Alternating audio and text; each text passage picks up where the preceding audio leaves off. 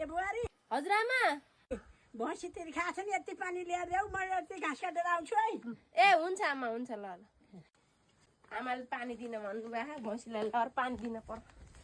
लौ पानी खाऊ पानी खा ज्ञानी बच्चाले त्यस्तो गर्छन् लौ पानी खाऊ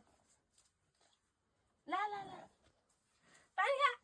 ए भगवान् के देख्न पर्यो यो सिउँदो फुल्दाखेरि भैँसीलाई पानी दिने गिलास बाल्टिया दिने हो नि क्यारीको किन पानी बिलाउनु भन्नुभयो मैले पानी बिलाएको त्यस्ता गिलास दिएर हुन्छ त नि भगवान् यो सिउँदो फुल्दा के यसरी दिने हो नि तन तन तन तन खा हो यसरी दिने हो नि छोरी पानी तन तन तन तन यो नानीले भैँसीलाई पानी दिँदा गिलास म त मुर्छ के देख्नु परेको अचलका बुहारीले यो भैँसी पाल्छन् हो यसरी दिने खाऊ बाउ तन तन तन तन तन खबरदार यस्तो मूर्ख काम गरिछौ भने गिलास पानी कोहीलाई नदिनु बाल्टिया दिनु खबरदार हस् हस् आमा हस् फुपू आउनु भयो कुर्ची देऊ त बुहारी ए फुपू आउनु भयो दर्शन फुपू भाग्यमानी भए